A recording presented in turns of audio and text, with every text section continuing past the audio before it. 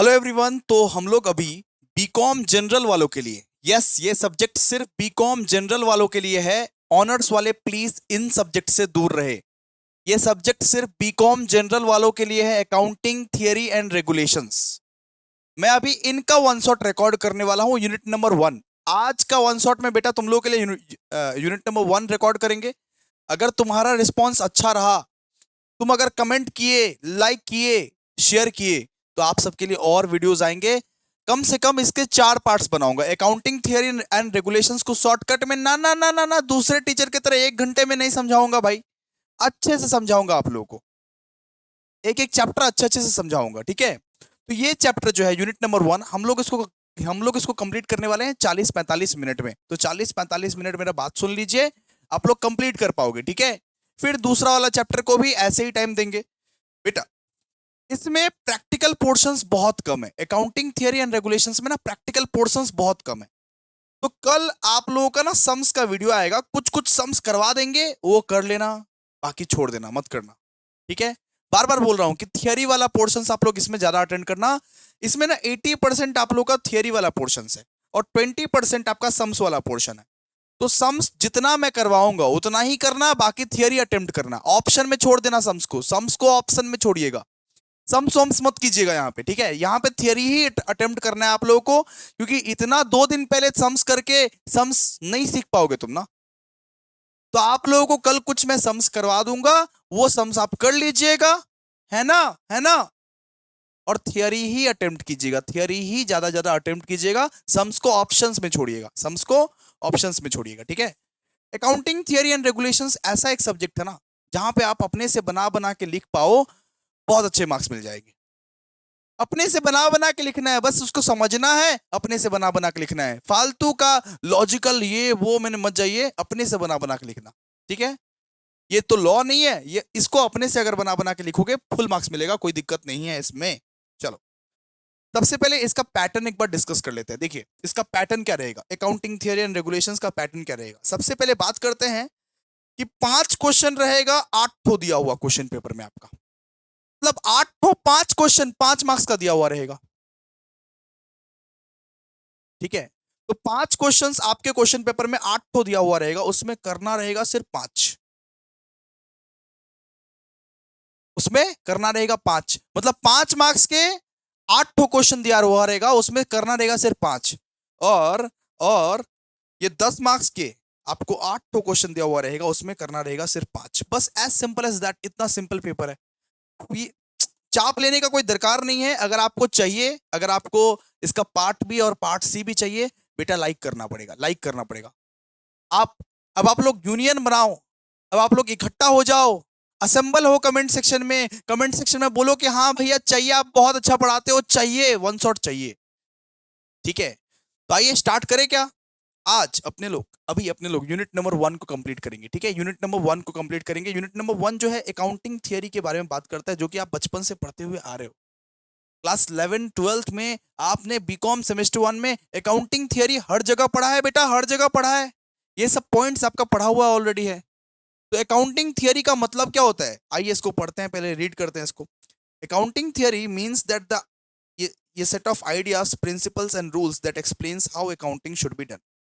Accounting theory ये बताता है कि कौन से आइडिया से, कौन से प्रिंसिपल से, कौन से रूल से तुम लोगों को अकाउंट्स करना चाहिए। अकाउंटिंग थियरी ये बताता है कि कौन से आइडिया से, कौन से प्रिंसिपल से, कौन से रूल्स एंड रेगुलेशन से आप लोगों को अकाउंट्स करना चाहिए। Accounting theory means the set of rules, principles, ideas explains how accounting should be done.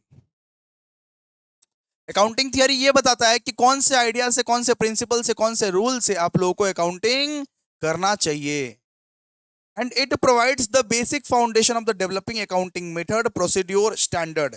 Accounting theory ये बताता है कि हम लोगों को कौन सा अकाउंटिंग मेथड को फॉलो करना चाहिए, कौन सा प्रोसीड्योर को फॉलो करना चाहिए, कौन सा स्टैंडर्ड को फॉलो करना चाहिए। जैसे आप लोगों को एक डेप्रीशिएशन वाला चैप्टर करवाए थे, जहां पे एक एसएलएम वाला भी मेथड रहता है, जहां पे डब्ल्यूडीबी वाला भी मेथड होता है कि नहीं। तो अकाउंटिंग थियरी यही सब बताता है अपने को, कौन सा मेथड फॉलो करना है, कौन सा प्रोसीड्योर फॉलो करना है, कौन सा स्टैंडर्ड फॉलो करना है, ठीक है, जो कि बिजनेस में फॉलो होगा, जो कि बिजनेस में फॉलो होगा। और अकाउंटिंग अकाउंटिंग प्रैक्टिस क्या होता है? ये तो हो गया भैया अकाउंटिंग थियरी, यहां से यहां तक अकाउंटिंग थियरी हो गया। अब यहां से अपने लोग पढ़ेंगे अकाउंटिंग प्रैक्टिस क्या होता है। जब आप अकाउंट्स को रियली प्रैक्टिस करते हो, जब आप अकाउंट्स को रियल लाइफ में अप्लाई करते हो, अब आप जब ग्रेजुएट हो जाओगे तो अकाउंटेंट बनोगे, तो कोई फर्म में जाके रिकॉर्ड करोगे, क्लासिफाई करोगे, फाइनेंशियल स्टेटमेंट बनाओगे, फाइनल अकाउंट्स बनाओगे, उसको बोलते हैं दोस्तों अकाउंटिंग प्रैक्टिस। अकाउंटिंग थियरी मतलब क्या होता है? अकाउंटिंग थियरी अकाउंट्स का ज्ञान देता है कि अकाउंट्स कैसे करना है, उसका रूल्स एंड रेगुलेशंस क्या है, आइडिया क्या है, मेथड्स क्या है, प्रोसीड्योर क्या है। अकाउंटिंग थियरी अकाउंट्स का ज्ञान देता है, अकाउंट्स का ज्ञान देता है कि कौन से रूल्स एंड रेगुलेशंस, कौन से प्रिंसिपल्स, कौन से आइडियाज को फॉलो करने हैं अकाउंट्स करने के वक्त में, कौन से मेथड्स, कौन से प्रोसीड्योर, कौन से स्टैंडर्ड को फॉलो करने अकाउंट्स करने के वक्त में। और अकाउंट्स अकाउंटिंग अकाउंटिंग प्रैक्टिस क्या करता है? Accounting practice means how this ideas and rules are actually used in day to day operations. Accounting practice ये बताता है कि किस तरीके से हम लोग अकाउंट्स को अपने रियल लाइफ में यूज करते हैं। अपने लोग फॉर्मेट बनाते हैं ना, जर्नल, लेजर। आप जब अभी डिग्री विग्री ले लोगे, आप एक फर्म में जाओगे ना, अकाउंटेंट बनोगे ना, और रिकॉर्ड करोगे, क्लासिफाई करोगे, आप फाइनेंशियल स्टेटमेंट को प्रिपेयर करोगे, इसको अपने लोग क्या बोलते हैं? Accounting practice, accounting practice. और बेटा समस के लिए ना घबराए, समस आपको कल करवा दूंगा। जो जो सम्स इंपॉर्टेंट इंपॉर्टेंट मेरे को लग रहा है, सम्स आपको कल करवा दूंगा। मैं एक स्ट्रैटेजी आप लोगों को बोला हूं, always attempt theory in accounting theory and regulations. आप लोग का पेपर का नाम क्या है? Accounting theory and regulations. मतलब 80% आपके थियरी आएंगे, 20% ही सम आएंगे। तो सम्स को ऑप्शंस में छोड़ना, थियरी को अटेम्प्ट करना, सम्स को ऑप्शंस में छोड़ना, थियरी को अटेम्प्ट करना। इंपॉर्टेंट सम्स हम कल आपको करवा देंगे, ठीक है? ठीक है सर, ओके, ठीक है। तो अकाउंटिंग थियरी का मतलब समझा? अकाउंटिंग थियरी का मतलब क्या होता है? अकाउंटिंग थियरी का मतलब ज्ञानबाजी। अकाउंटिंग थियरी हमें यह सिखाता है कि कौन से आइडिया से, कौन से प्रिंसिपल से, कौन से रूल से हम लोगों को अकाउंटिंग करना चाहिए, कौन से मेथड से, कौन से प्रोसीड्योर से, कौन से स्टैंडर्ड से अपने को अकाउंटिंग करना चाहिए। और अकाउंटिंग प्रैक्टिस से मतलब रियल लाइफ में तुम उस अकाउंट्स को किस तरीके से अप्लाई करने वाले हो, रियल लाइफ में तुम उस अकाउंट्स को किस तरीके से अप्लाई करने वाले हो। अपने लोग जर्नल करते हैं, लेजर करते हैं, ट्रायल बैलेंस बनाते हैं, फाइनेंशियल स्टेटमेंट बनाते हैं, तो रियल लाइफ में किस तरीके से जो अप्लाई करते हैं उसको अपने लोग बोलते हैं अकाउंटिंग प्रैक्टिस, अकाउंटिंग प्रैक्टिस, ठीक है। तो वही सब चीज यहाँ पे लिखा हुआ है, मेन मेन पॉइंट्स, इसमें पॉइंट्स भी ऐड कीजिएगा, main points. Meaning of accounting theory, accounting theory का मतलब क्या होता है? अकाउंटिंग थियरी का मतलब होता है ज्ञानबाजी। It is the body of the organised knowledge that explains why and how accounting is to be done. Accounting theory ये बताता है कि हमें क्यों और कैसे अकाउंटिंग करना चाहिए, हमें क्यों और कैसे अकाउंटिंग करना चाहिए। अकाउंटिंग थियरी ये बताता है कि हमें क्यों और कैसे अकाउंटिंग करना चाहिए। Helps in making standard, accounting theory जो अकाउंटिंग स्टैंडर्ड्स बनते हैं ना, अकाउंटिंग स्टैंडर्ड्स जो आपको एएस पढ़ाने वाले हैं, AS1, AS2, AS3, जिस अकाउंटिंग स्टैंडर्ड में रूल्स एंड रेगुलेशंस लिखे हुए रहते हैं, तो वो अकाउंटिंग थियरी की वजह से ही बनते हैं। अकाउंटिंग थियरी की वजह से आप अकाउंटिंग स्टैंडर्ड्स बना सकते हो, अकाउंटिंग स्टैंडर्ड बना सकते हो। तो यहाँ पे क्या लिखा हुआ है? Accounting theory helps in developing accounting standard, वो सच एज इंडियस। अपना जो अपना जो इंडिया का जो अकाउंटिंग स्टैंडर्ड्स है, जिस अकाउंटिंग के रूल्स एंड रेगुलेशन से आप लोग जो इतना सारा डेप्रिसिएशन वाला चैप्टर किए हो, कंपनी अकाउंट्स, ये वो जो करते हो, तो अकाउंटिंग स्टैंडर्ड किस तरीके से बनता है? अकाउंटिंग स्टैंडर्ड बनता है बेटा अकाउंटिंग थियरी की वजह से, अकाउंटिंग थियरी का यूज करके अकाउंटिंग स्टैंडर्ड बनता है, ठीक है। फिर गिव्स गाइडेंस, अकाउंटिंग थियरी हमें गाइडेंस देती है कि किस तरीके से अकाउंट करना है, कैसे अकाउंट्स करना है। अकाउंटिंग थियरी हमें गाइड करती है, हमें ज्ञान देती है। It provides a clear guidance to the accountants to solve accountant problem. फिर changes with time, accounting theory ये टाइम टाइम पर चेंज भी होता रहता है, वो फिक्स्ड नहीं है, वो फिक्स्ड नहीं है। अब टाइम टाइम पर ना चेंज भी होता रहता है, वो आप देखोगे उसका अमेंडमेंट भी आता रहता है, चेंज भी होता रहता है। अकाउंटिंग थियरी जो पुराने जमाने में हुआ करता था, वो चेंज भी होता रहता है टाइम टाइम पर। जैसे जिसका नाम आप अभी पीपीई पढ़ रहे हो ना, पीपीई, जिसका नाम आप अभी पीपीई पढ़ रहे हो ना, पीपीई आप लोग को पढ़ाया था ना, PPE property plant and equipment, उसका नाम पहले क्या था पता है? Fixed asset. उसको अपने लोग फिक्स्ड असेट बोलते थे, फिक्स्ड असेट बोलते थे उसको अपने लोग पहले। तो ये सब नाम सब चेंज भी होता रहता है, मतलब अकाउंटिंग थियरी जो है वो फिक्स्ड नहीं है, चेंज भी होगा। अच्छा, अकाउंटिंग अकाउंटिंग प्रैक्टिस क्या है? अकाउंटिंग प्रैक्टिस का मतलब है कि अगर आप अकाउंट्स को रियल लाइफ में अप्लाई करोगे, उसको अपने लोग बोलते हैं दोस्तों अकाउंटिंग प्रैक्टिस। अकाउंटिंग प्रैक्टिस मतलब एक्चुअल वर्क। भाई तू ऑफिस जाएगा तब अकाउंट्स करेगा ना, ऑफिस में अकाउंट्स करेगा ना, उसको अपने लोग क्या बोलते हैं? Accounting practice. अकाउंटिंग प्रैक्टिस का मतलब recording, classifying, summarising and presenting the financial information. तो ऑफिस जाएगा, रिकॉर्ड करेगा, क्लासिफाई करेगा, समराइज करेगा। तो ऑफिस जाएगा, जर्नल बनाएगा, लेजर बनाएगा, ट्रायल बैलेंस बनाएगा, बैलेंस शीट बनाएगा। ये सब क्या है? रियल लाइफ जब अप्लाई करते हो उसको अपने लोग क्या बोलते हैं? Accounting practice. ठीक है, हो गया ना? यहां तक पढ़ लेना, बस बात खत्म। अच्छा, अब बात करते हैं कि accounting theory and accounting practice का क्या क्या डिफरेंस है। क्या डिफरेंस है accounting theory and accounting practice में? Accounting theory and accounting practice में क्या क्या डिफरेंस है? सबसे सबसे पहला पॉइंट है नेचर। आप लोग ऐसे मत लिखना, आप लोग चार्ट में लिखना, ठीक है? आप लोग चार्ट बना के लिखना। यहाँ पे लिखना है अकाउंटिंग थियरी, यहाँ पे लिखना है अकाउंटिंग प्रैक्टिस। ठीक है, आप लोग चार्ट बना के लिखना, ठीक है? सबसे पहला पॉइंट है nature. Nature, accounting theory is conceptual and explains why accounting is done in a certain way. Accounting theory ज्ञान देता है, अकाउंटिंग थियरी ज्ञान देता है, अकाउंटिंग थियरी कंसेप्ट आपको देगा किस किस तरीके से अकाउंट्स करना है। अकाउंटिंग थियरी ये बताता है किस तरीके से अकाउंट्स करना है। और अकाउंटिंग अकाउंटिंग प्रैक्टिस जो है वो प्रैक्टिकल है। वो ये बोलता है कि किस तरीके से अकाउंट्स एक्चुअली में होना चाहिए, किस तरीके से अप्लाई करूं, जर्नल किस तरीके से बनाया जाता है एक्चुअली में, journal, ledger, trial balance, financial statement, उसको रियल लाइफ में अप्लाई कैसे करूं। अकाउंटिंग प्रैक्टिस बोलता है रियल लाइफ में उसको अप्लाई कैसे करूं। और अकाउंटिंग थियरी सिर्फ ज्ञान देता है, कंसेप्चुअल कंसेप्चुअल देता है कि अकाउंट्स क्या होता है वगैरह वगैरह। अच्छा, आप बात करते हैं purpose. So the main aim of accounting theory is to develop accounting principle and concept. तो अकाउंटिंग थियरी का मेन एम क्या है? अकाउंटिंग प्रिंसिपल को डेवलप करना, कंसेप्ट को डेवलप करना। And the aim of accounting practice is to apply those principle in the daily accounting work. और accounting practice का एम क्या है? कि उसको अप्लाई करना, जो ज्ञान अकाउंटिंग थियरी दिया है उसको अप्लाई करना। फिर बात करते हैं बेसिस। तो accounting theory is based on logic. Accounting theory logic, reasoning और रिसर्च के ऊपर बेसिस करता है। जैसे कि एक अकाउंटिंग थियरी एक लॉजिक दे दिया कि डेबिट और क्रेडिट हमेशा मैच करना चाहिए, मैचिंग कंसेप्ट, कि डेबिट और क्रेडिट हमेशा मैच करना चाहिए। ये लॉजिक के बेसिस पर अकाउंटिंग थियरी चलता है। अकाउंटिंग थियरी लॉजिक के बेसिस पर चलता है भाई, रीजनिंग के बेसिस पर चलता है, रिसर्च के बेसिस पर चलता है।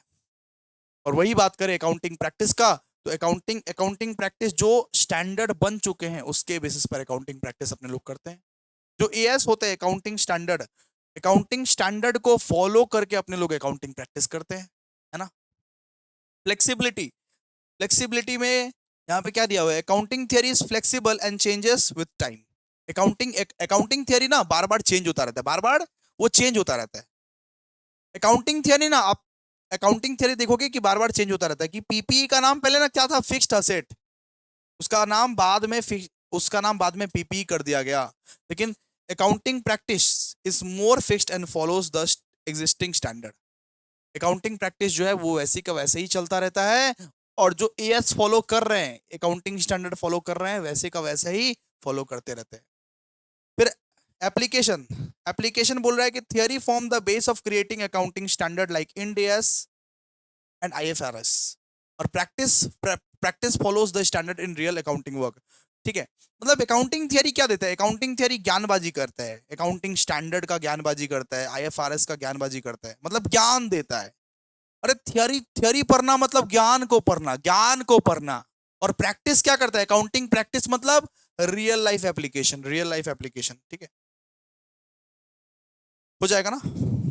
अब बात करते हैं कि what are the importance of accounting theory. Importance क्या है अकाउंटिंग थियरी का? सबसे पहला इंपॉर्टेंट, प्रोवाइडिंग ए फ्रेमवर्क। वो एक फ्रेमवर्क प्रोवाइड करता है, वो एक फ्रेमवर्क प्रोवाइड करता है कि किस तरीके से अकाउंट्स करना चाहिए, किस तरीके से अकाउंटिंग करना चाहिए, उसका एक ज्ञान देता है। Accounting theory gives a strong base and structure for developing accounting standard and policies used by all business.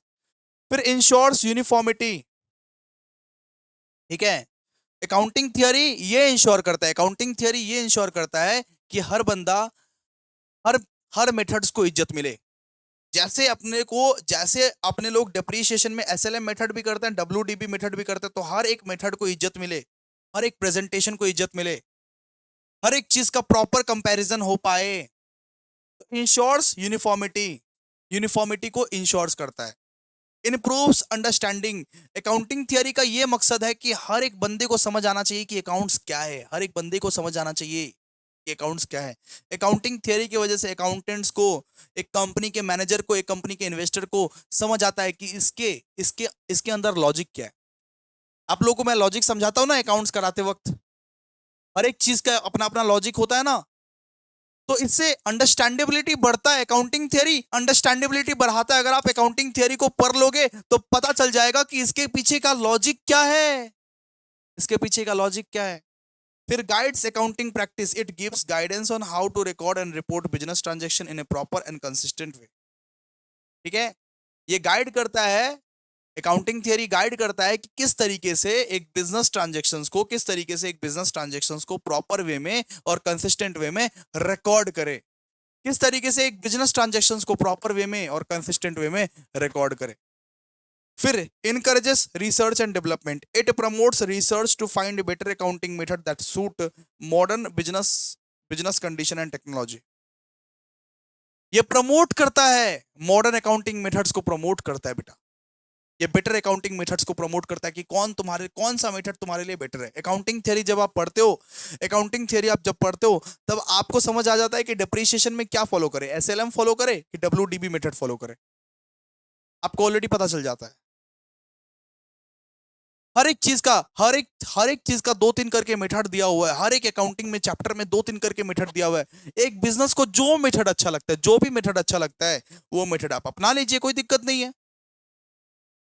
Helps in वो डिसीजन मेकिंग, ठीक है, अकाउंटिंग थियरी जो है वो डिसीजन लेने में हेल्प करता है, डिसीजन लेने में हेल्प करता है, मतलब कि फाइनेंशियल स्टेटमेंट का क्वालिटी, मतलब फाइनेंशियल स्टेटमेंट बनाने में, मैनेजमेंट को हेल्प करने में, इन्वेस्टर को हेल्प करने में, डिसीजन बनाने में हेल्प करता है। ठीक है, ठीक है। बात करते हैं गैप। गैप क्या होता है, गैप क्या होता है? गैप का मतलब होता है generally accepted accounting principles. Accounts ऐसे नहीं आप करते हो, अकाउंट्स प्रिंसिपल्स के बेसिस पर होता है बेटा, अकाउंट्स प्रिंसिपल एंड स्टैंडर्ड के बेसिस पर करते हो। आज जो तुम डेप्रिसिएशन करते हो, आज जो तुम रेक्टिफिकेशन ऑफ एरर सीखे हो, आज जो तुम final accounts of A company सीखे हो, वो एवे ही नहीं सीख गए हो, वो अकाउंटिंग प्रिंसिपल में लिखा हुआ है, वो अकाउंटिंग स्टैंडर्ड में लिखा हुआ है दोस्तों। अकाउंट्स जो आप करते हो दोस्तों, अकाउंट्स जो आप कर रहे हो नॉर्मली, तो उसके पीछे लॉजिक है। ऐसे ही अगर ऐसे ही करना होता तो हम ऐसे ही आपको अकाउंट सिखा देते। उसके पीछे कंपनीज एक्ट में लिखा हुआ है, उसके पीछे इंड एस में लिखा हुआ है। अकाउंट्स को करने के लिए आपको प्रिंसिपल को फॉलो करना पड़ता है। तो गैप का मतलब क्या है? जनरली एक्सेप्टेड अकाउंटिंग प्रिंसिपल्स, वो अकाउंटिंग प्रिंसिपल्स जिसको सब एक्सेप्ट करते हैं, वो अकाउंटिंग प्रिंसिपल्स जिसको सब एक्सेप्ट करते हैं उसको बोलते हैं दोस्तों गैप। गैप का मतलब जनरली एक्सेप्टेड अकाउंटिंग प्रिंसिपल्स, कुछ ऐसे अकाउंटिंग प्रिंसिपल्स जिसको सब एक्सेप्ट करते हैं और उसी प्रिंसिपल के आधार पर, उसी अकाउंटिंग प्रिंसिपल के आधार पर आप सम्स बनाते हो बेटा। उसी प्रिंसिपल के आधार पर आप क्या बनाते हो? सम्स बनाते हो। तो gap stand for generally accepted accounting principles. These are the set of common rules, concept and guidelines that accountant follow while preparing the financial statement. ये जो प्रिंसिपल्स है ये ऐसे प्रिंसिपल्स है, इस प्रिंसिपल्स को फॉलो करके, अकाउंटिंग प्रिंसिपल्स को फॉलो करके अकाउंटेंट लोग फाइनेंशियल स्टेटमेंट बनाते हैं। जब आप ये बीकॉम खत्म कर लोगे, तब ये प्रिंसिपल्स को फॉलो करके, ये फाइनेंशियल स्टेटमेंट को फॉलो करके आप, मतलब ये जो प्रिंसिपल है, गैप वाला जो प्रिंसिपल है, इसको फॉलो करके आप फाइनेंशियल स्टेटमेंट बनाओगे दोस्तों। ठीक है, तो गैप इंश्योर्स, सो गैप क्या इंश्योर करता है? GAAP ensures that accounting information is consistent. GAAP ये इंश्योर करता है कि अकाउंटिंग इंफॉर्मेशन जो है वो कंसिस्टेंट है, वो कंपेरेबल है, वो कंसिस्टेंट है, वो कंपेरेबल है, वो रिलायबल है। गैप ये इंश्योर करता है कि अकाउंटिंग इंफॉर्मेशन जो है वो कंसिस्टेंट है, वो कंपेरेबल है, मतलब, अरे कंसिस्टेंट मतलब क्या होता है? कंसिस्टेंट मतलब कि वो कंसिस्टेंटली वैसे का वैसा ही है, उसको आप कंपेयर कर सकते हो, उसको आप रिलाई कर सकते हो, उसको उस पर आप ट्रस्ट कर सकते हो। ठीक है, मतलब GAAP ensures that accounting information are consistent, comparable and reliable.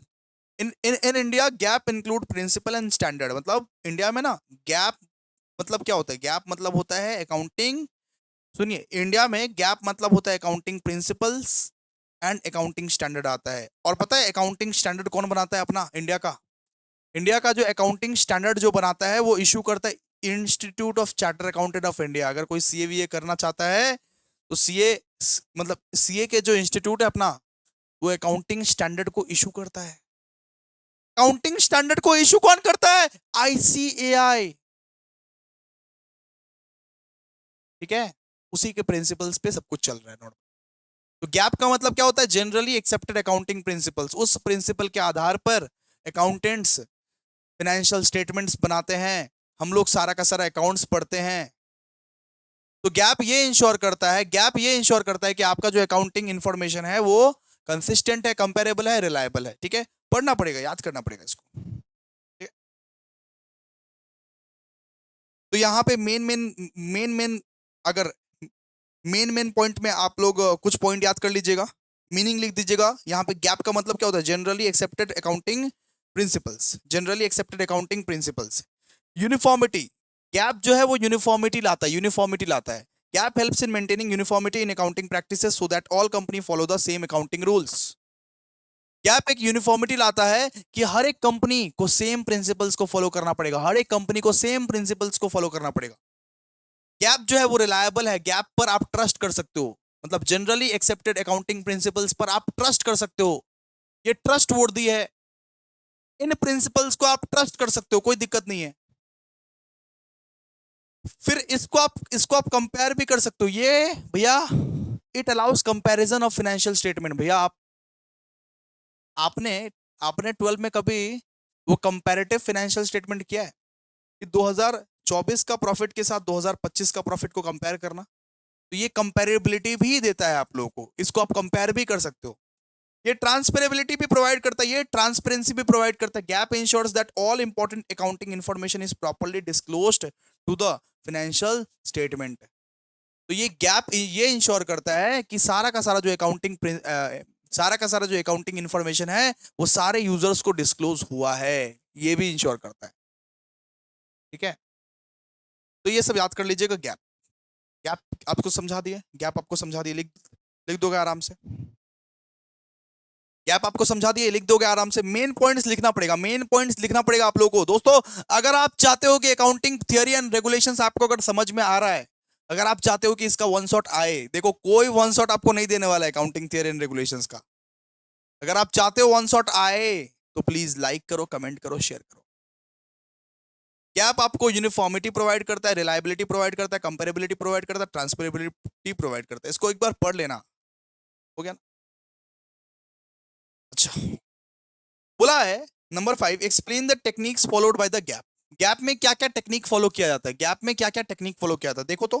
Gap का मतलब क्या होता है? गैप का मतलब होता है generally accepted accounting principles. Accounting principles मतलब अकाउंटिंग प्रिंसिपल्स में क्या क्या टेक्निक फॉलो किया जाता है? सबसे पहला टेक्निक है recording technique. All business transactions are recorded systematically using the double entry system. Journal में जब अपने लोग रिकॉर्ड करते हैं तो किस तरीके से रिकॉर्ड करते हैं? जर्नल में जब रिकॉर्ड करता है तो किस तरीके से रिकॉर्ड करते हैं? 1 जैन का ट्रांजेक्शन 1 जैन में रिकॉर्ड करते हैं, फिर 2 जैन आता है, फिर 3 जैन आता है, फिर 4 जैन आता है। सिस्टमेटिकली रिकॉर्ड करते हैं, क्रोनोलॉजिकली रिकॉर्ड करते हैं। सब चीज को आप सिस्टमेटिकली डबल एंट्री सिस्टम के साथ रिकॉर्ड करते हो, है कि नहीं? तो ये बोलता है रिकॉर्डिंग ट्रीटमेंट कि हर एक बिजनेस ट्रांजेक्शन को आप डबल एंट्री सिस्टम के साथ रिकॉर्ड करो। क्या बोलता है कि जो भी बिजनेस ट्रांजेक्शन है उसका दो इफेक्ट होगा, उसका दो इफेक्ट होगा, उसका दो इफेक्ट होगा, डबल एंट्री सिस्टम के साथ उसको रिकॉर्ड करो। फिर क्लासिफिकेशन टेक्निक कि transactions are classified into group such as assets, liabilities, expenses, income. वो जो ट्रांजैक्शंस है उसको क्लासिफाई करो कि असेट है, लायबिलिटी है, एक्सपेंसेस है, इनकम है, या फिर क्या है, उसको क्लासिफाई कर, वो क्या है, या फिर कैपिटल है। ठीक है, फिर एक होता है summarising technique. Recorded and classified data are summarised in form of financial statement. आपने पूरा पूरा साल जर्नल बनाया, आपने पूरा पूरा साल लेजर बनाया, लेकिन उसको समराइज कैसे करोगे? उसको समराइज करेंगे फाइनल अकाउंट्स बना के। तो तो यहां पे बोला गया है समराइज करना सीख। आपने पूरा पूरा साल जर्नल बनाया, आपने पूरा पूरा साल लेजर बनाया, तो उसको समराइज भी तो करना पड़ेगा। समराइज कैसे करेगा? फाइनल अकाउंट्स बना के, फाइनेंशियल स्टेटमेंट्स बना के। तो बोला है इंटरप्रिटेशन टेक्निक। आपका अकाउंटिंग ऐसा होना चाहिए जो इंटरप्रेट करे। बचपन में आपने रेशियो एनालिसिस पढ़ा था, रेशियो एनालिसिस क्लास 12 में। बचपन में आपने कंपैरेटिव स्टेटमेंट पढ़ा था, जहां पे आप कंपेयर करते थे कि 2026 का प्रॉफिट से 2025 का प्रॉफिट को कंपेयर करते थे। बचपन में आपने ट्रेंड एनालिसिस पढ़ा था। तो एक अकाउंटिंग में इतना शक्ति होना चाहिए कि आप कंपेयर कर पाओ, आपके गैप में इतना शक्ति होना चाहिए कि आप कंपेयर कर पाओ, इंटरप्रेट कर पाओ उसको। फिर एक होता है डिस्क्लोजर टेक्निक है। Proper notes, proper explanation, additional information are provided in the financial statement for transparency and clarity. आप देखोगे कि कंपनी फाइनल अकाउंट्स जब आप लोगों को करवा रहे थे, कंपनी फाइनल अकाउंट्स का फाइनल अकाउंट्स कितना बड़ा था, कितना नोट्स टू अकाउंट्स हम लोग ने बनाया।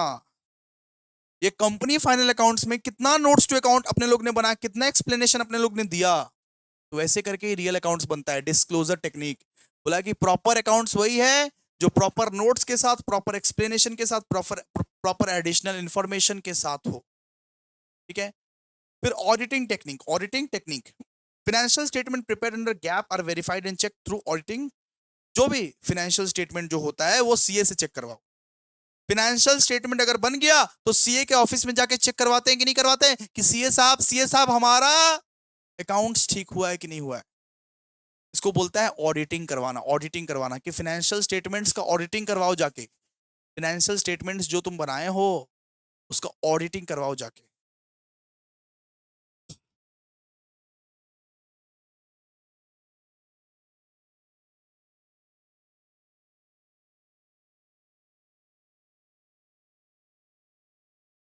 चलो आओ, आइए आइए आइए, खत्म हो जाएगा, खत्म हो जाएगा, जस्ट कुछ देर में खत्म हो जाएगा। बात करेंगे मेंटेनेंस ऑफ कैपिटल। क्या होता है मेंटेनेंस ऑफ कैपिटल? मान लीजिए आपका कैपिटल है 1 लाख रुपए, आप ये कैपिटल जमा करके रखे हैं अपना बिजनेस के लिए। अपना बिजनेस के लिए ये कैपिटल आप जमा करके रखे हैं। तो मेंटेनेंस ऑफ कैपिटल का मतलब रहता है कि अपना जो कैपिटल है, अपना जो बिजनेस का कैपिटल है, उसको मेंटेन करके रख, उसको खर्चे मत कर। आपका जो खुद का कैपिटल है, जो बिजनेस में आपने रोपन किया है, उसको मेंटेन करके रख, उसको अनचेंज मत कर, मतलब उसको चेंज मत कर। मतलब इस 1 लाख रुपए में से दूसरा काम मत कर, इसको मेंटेन करके रख। कुछ कैपिटल को अपने को मेंटेन करके रखना पड़ता है। मतलब 1 लाख का जो कैपिटल है हम उसको मेंटेन करके रखें, इसको छेड़छाड़ मत कर, इसको छेड़छाड़ मत कर, इसको खर्चे मत कर। तो अपने लोग क्या बोलते हैं उसको? Maintenance of capital. तो maintenance of capital means protecting and keeping the original capital of the business safe and unchanged while earning profit. ठीक है। तो मेंटेनेंस ऑफ वो कैपिटल का मतलब क्या हो गया? मेंटेनेंस ऑफ कैपिटल का मतलब हो गया कि अपना कैपिटल को आप प्रोटेक्ट कर रहे हो, सेफ रख रहे हो, सेफ रख रहे हो, प्रोटेक्ट कर रहे हो while earning profits. It ensures that business does not distribute any part of the capital or profit. मतलब ये इंश्योर करता है कि वो कैपिटल के साथ हम छेड़छाड़ नहीं कर रहे हैं, ये कैपिटल के साथ हम छेड़छाड़ नहीं कर रहे हैं, ये कैपिटल को हम फालतू का खर्चा वर्चा नहीं कर रहे हैं। ठीक है। In simple terms, a company can say it has earned a real profit only when the amount of capital invested at the beginning of the year remains fully maintained at the end of the year.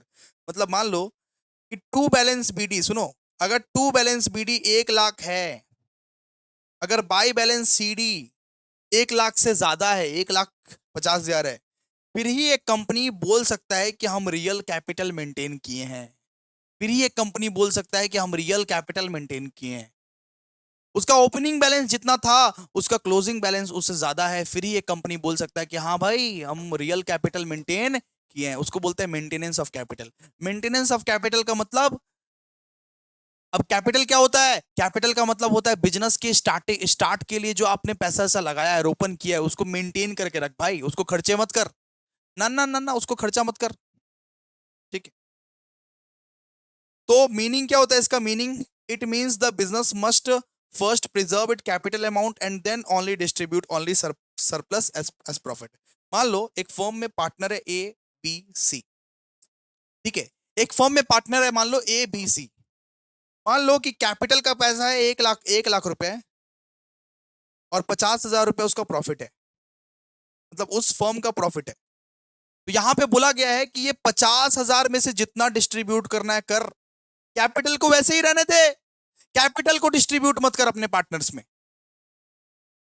एक business का capital को distribute मत कर। मैं क्या बोला, एक एक बिजनेस का कैपिटल है आपका 1 लाख और मान लो कि प्रॉफिट हुआ 50,000 एक्स्ट्रा।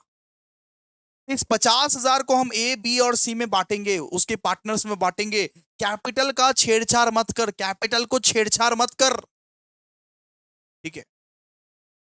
फिर देखो, फिर बोला गया है कि कितने टाइप्स के कैपिटल मेंटेनेंस है अपने, कितने कितने टाइप्स की कैपिटल मेंटेनेंस है। 2 टाइप की कैपिटल मेंटेनेंस है, एक तो है फाइनेंशियल कैपिटल मेंटेनेंस, एक है physical capital maintenance.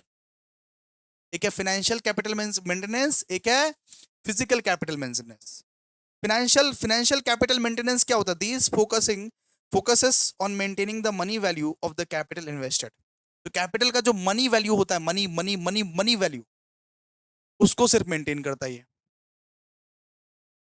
Profit is said to arise only when the net assets at the end of the year are higher than the net assets of the beginning, ठीक है। तो अगर आप monetary value में अपना capital को maintain कर रहे हो, उसको अपने लोग क्या बोलते हैं? Financial capital maintenance. और फिजिकल कैपिटल मेंटेनेंस किसको बोलते हैं? These focus on maintaining the business physical capacity to produce goods and services.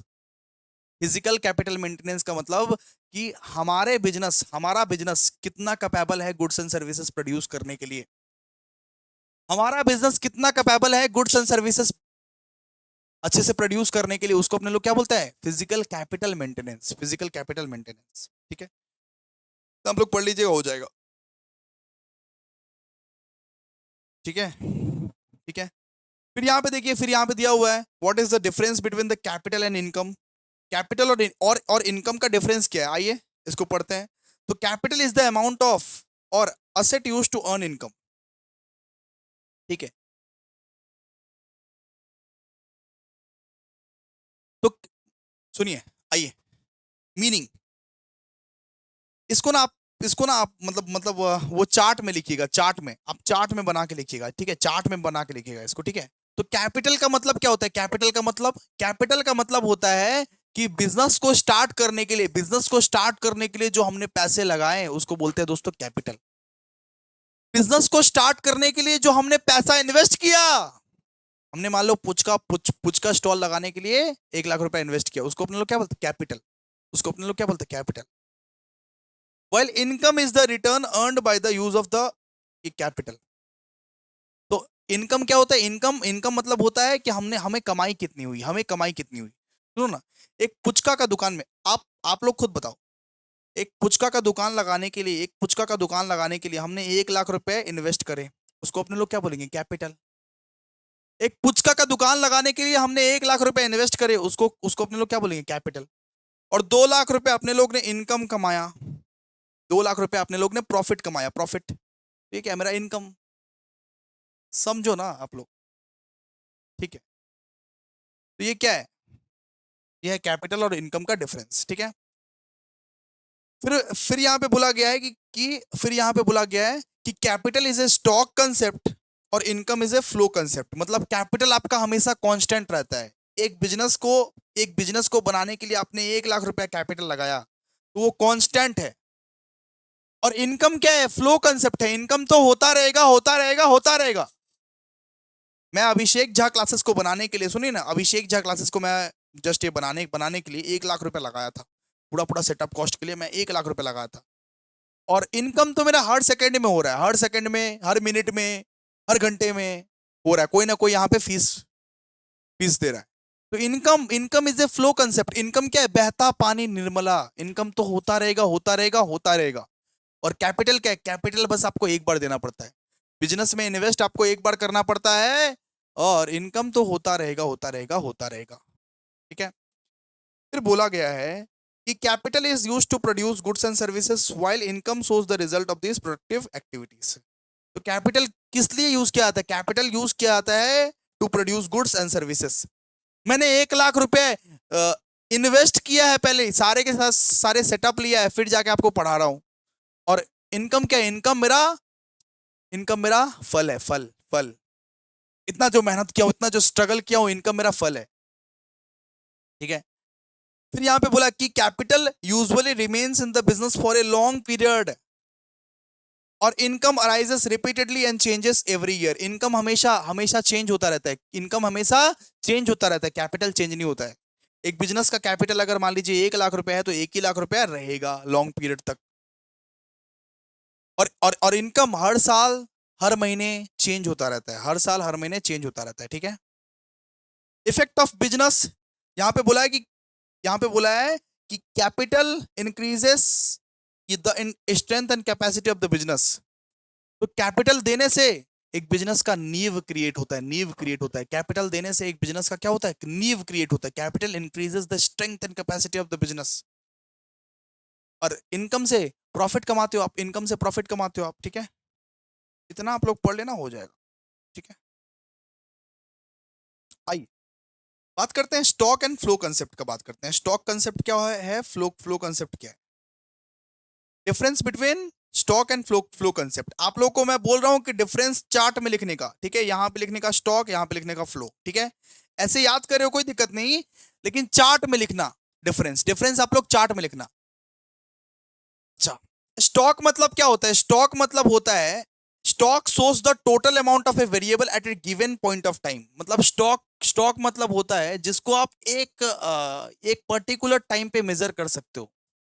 Stock मतलब होता है जिस चीज को एक पर्टिकुलर ये टाइम पर मेजर कर सकते हो। जैसे मान लीजिए कि आप पूछोगे कि सर आपका बैंक बैंक बैलेंस कितना है। आप पूछोगे कि सर आपका बैंक बैलेंस कितना है, तो मैं अभी जस्ट बोलूंगा कि मेरा बैंक बैलेंस है 1 लाख रुपए, है ना। मैं जस्ट बोलूंगा कि मेरा मेरा ये बैंक बैलेंस है 1 लाख रुपए।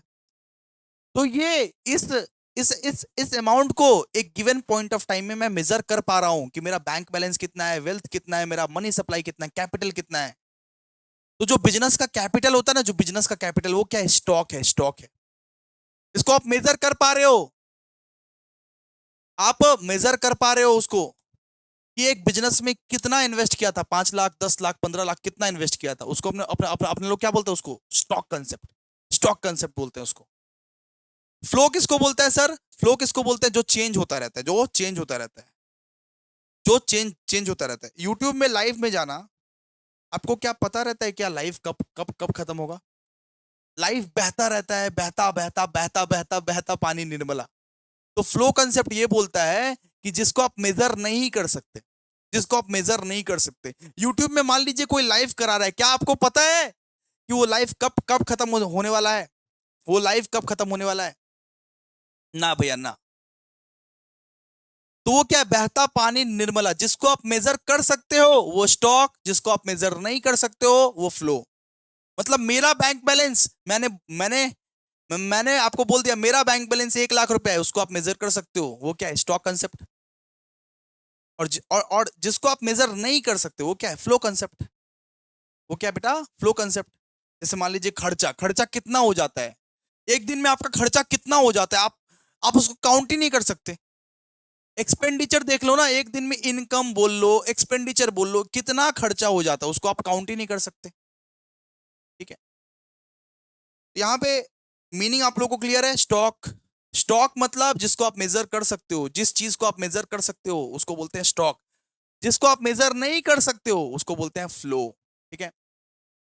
फिर time reference, stock is measured eight A point of time like on 31 मार्च। ठीक है। स्टॉक मतलब ये होता है, स्टॉक मतलब ये होता है कि 2023 में मैंने कितना इन्वेस्ट किया था अपने बिजनेस के लिए, उसको बोलते हैं स्टॉक।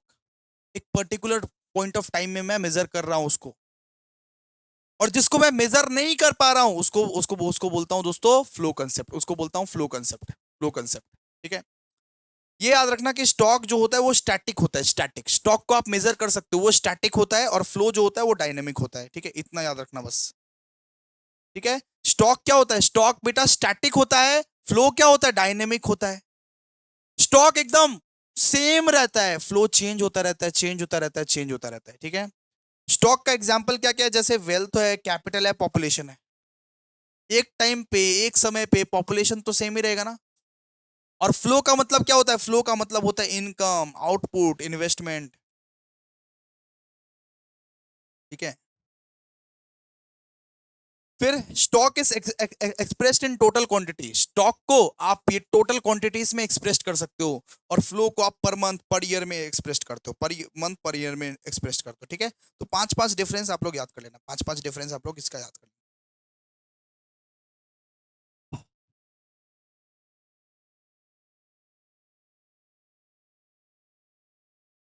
ओके गाइस,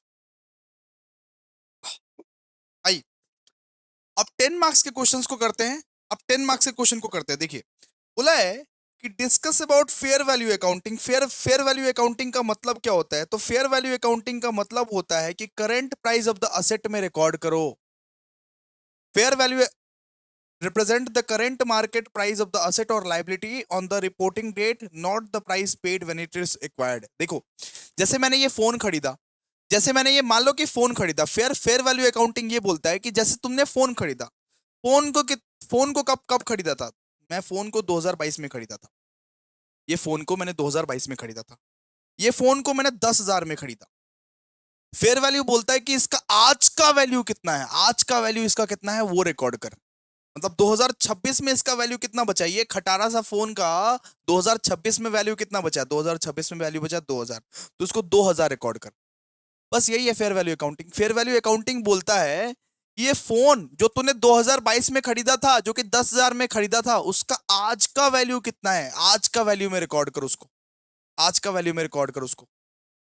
तो यहां पे वही लिखा हुआ है, fair value represents the current market price of the asset और liability on the reporting date, not the price paid when it is acquired. ठीक है, वो प्राइस मत लेना जो प्राइस से तुम खरीदा था, वो प्राइस लो जो करंट मार्केट प्राइस का प्राइस है, अभी करंट का ये मार्केट वैल्यू का प्राइस है इसका। मतलब ये फोन को मैंने 10,000 में खरीदा था, 2022 में खरीदा था, वो प्राइस को मत ले, इसका करंट वैल्यू को ले, करंट वैल्यू को ले। ये बोलता है fair value accounting method, fair fair value accounting ये बोलता है। और ये AS 113 बोलता है इसके बारे में। ठीक है, ऑब्जेक्टिव क्या है इसका? ऑब्जेक्टिव ऑब्जेक्टिव है कि the main purpose of the fair value accounting is to present financial statement that reflects the true economic value. ठीक है, इसका ऑब्जेक्टिव यही है कि फाइनेंशियल स्टेटमेंट को कुछ इस कदर प्रेजेंट करना कि वो इसका ट्रू वैल्यू बता पाए, ट्रू वैल्यू, इसका सत्य वाला वैल्यू कितना है। इस फोन को देख के लगता है आज के जमाने में ये 10,000 का बिकेगा, नहीं, ये 2,000 का है। तो इसका ऑब्जेक्टिव यही है कि इसका ट्रू वैल्यू सामने आए, ट्रू वैल्यू सामने आए। फिर बात करते हैं measurement, measurement basis. It measures assets and liability based on their estimated market price which may be obtain from active market और थ्रू वैल्यूएशन टेक्निक्स। ठीक है, रेलेवेंस क्या है इसका? Fair value provides more relevant and up to date information. Fair fair value accounting को अगर follow करता है कोई फर्म, फेयर वैल्यू अकाउंटिंग को अगर कोई फर्म फॉलो करता है, तो वो एक्यूरेट इंफॉर्मेशन देता है इन्वेस्टर को, क्रिएटर को, स्टेक होल्डर को। फेयर वैल्यू अकाउंटिंग से एक up to date and accurate information मिलता है जो उस कंपनी में इन्वेस्ट करने वाला है, जो क्रिएटर्स है, जो स्टेक होल्डर है उसको।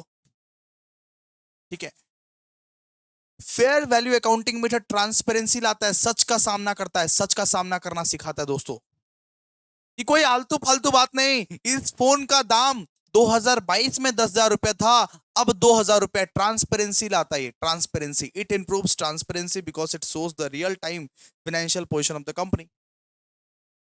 ठीक है, market based approach. Fair value is fair value is determined based on the observation market price on input. ठीक है, इतना इतना सारा पॉइंट नहीं पढ़ना है, इतना भी पॉइंट नहीं पढ़ना है, ये सब पॉइंट को इग्नोर कीजिए। आप लोग 6-7 पॉइंट पढ़ लोगे ना, काम हो जाएगा।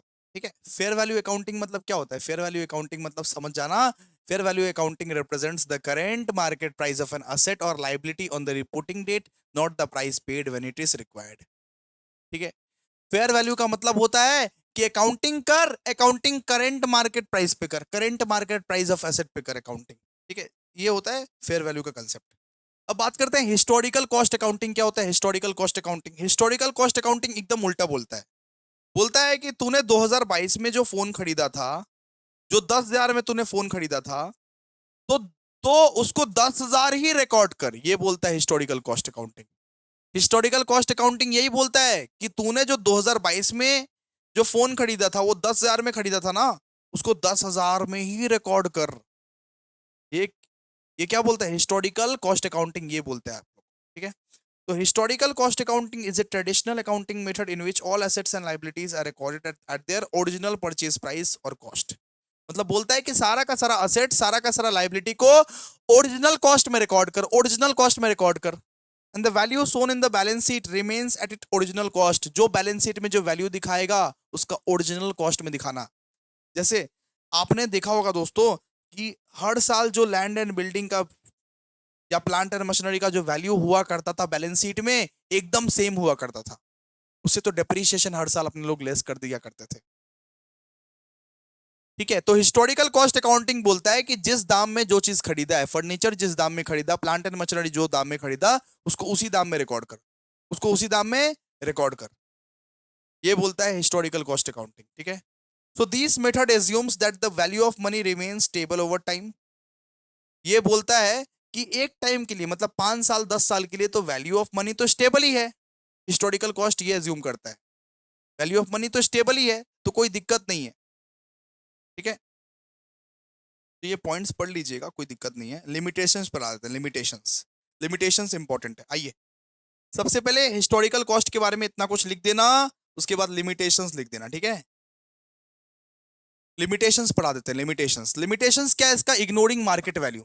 हिस्टोरिकल कॉस्ट ना मार्केट वैल्यू को इग्नोर करता है, करंट प्राइस को इग्नोर करता है। जैसे मान लीजिए कि हिस्टोरिकल कॉस्ट बोलता है कि तूने अगर 10,000 का फोन खरीदा है 2022 में, तो वो 10,000 ही तू रिकॉर्ड कर। आज का वैल्यू तुझको रिकॉर्ड नहीं करना पड़ेगा। आज का वैल्यू अगर 2,000 है तो तुझको वो रिकॉर्ड नहीं करना पड़ेगा, तो वो 10,000 ही रिकॉर्ड कर, वो 2022 वाला वैल्यू ही रिकॉर्ड कर। तो ये तो गलत बात है ना। इससे क्या हो रहा है कि ये मार्केट वैल्यू को इग्नोर कर रहा है, मार्केट वैल्यू को इग्नोर कर रहा है। फिर इन्फ्लेशन का भी इफेक्ट आ जा रहा है, इन्फ्लेशन का भी इफेक्ट आ जा रहा है। अब धीरे धीरे एक सामान पर ना महंगाई भी बढ़ती रहती है, एक सामान पर महंगाई भी बढ़ती रहती है, इन्फ्लेशन का भी इफेक्ट आता है। जैसे मान लीजिए गोल्ड का अगर बात करें, गोल्ड का अगर बात करें, गोल्ड गोल्ड हमने, सुनिए ना, गोल्ड हमने 2020 में हमने 2 लाख में खरीदा था। आज उसका दाम मान लीजिए 4 लाख रुपए है। और ये ससुरा बोल रहा है कि 2 लाख ही रिकॉर्ड कर। क्यों भाई, क्यों? आज तो उसका वैल्यू 4 लाख है ना, आज तो महंगाई उसकी, ठीक है। तो अगर गोल्ड 2020 में 2 लाख में मिलता था, आज भैया 4 लाख में मिल रहा है, तो ये बोल रहा है कि 2 लाख ही रिकॉर्ड कर। ये तो गलत है ना। ये बोलता है हिस्टोरिकल कॉस्ट। हिस्टोरिकल कॉस्ट बोलता है जो असेट का ओरिजिनल वैल्यू है उसको ही सिर्फ रिकॉर्ड कर। फिर एक फिर एक फिर एक लिमिटेशन, अनरियलिस्टिक प्रॉफिट। प्रॉफिट जो होता है ना, प्रॉफिट जो कैलकुलेट होता है हिस्टोरिकल कॉस्ट का, वो जो तो कैलकुलेट होता है फालतू प्रॉफिट। वो प्रॉफिट कैलकुलेट करके कोई फायदा नहीं। ओरिजिनल वैल्यू पे तुम रखोगे और प्रॉफिट कैलकुलेट करोगे, वो करके कोई फायदा नहीं। Poor decision making, poor decision making. Historical cost का जो होता है नॉर्मली पुअर डिसीजन मेकिंग होता है। गलत आप डिसीजन ले लिए कि आपने 5 साल पहले कुछ खरीदा था, वो वाला अमाउंट को आज आप दिखाओगे, तो गलत डिसीजन है, पुअर डिसीजन मेकिंग। फिर लैक ऑफ कंपेरेबिलिटी, आप कंपेयर भी नहीं कर सकते दूसरे ईयर्स के साथ। It becomes difficult to compare two firms when their assets are purchased at different times and prices. आप कंपेयर भी नहीं कर सकते एक दूसरे के साथ। Ignoring replacement cost, historical cost accounting does not consider how much it would cost to replace an asset at current price. मतलब रिप्लेसमेंट कॉस्ट, हम तो वही बोले ना कि अगर मान लीजिए कि 10,000 का फोन, अगर आज का वैल्यू उसका बचा है 2,000 रुपया, ये मान लो कि 10,000 का फोन है, हम रिकॉर्ड कर दिए 10,000, लेकिन आज का एक्चुअल वैल्यू कितना है? आज का तो वैल्यू बचा है इसका 2,000 रुपया। आज का तो वैल्यू बचा है इसका 2,000 रुपया। तो उस चीज को ये इग्नोर करता है। उस चीज को क्या करता है? इग्नोर करता है। ये इग्नोर करता है, ठीक है, इग्नोर करता है ये, ठीक है।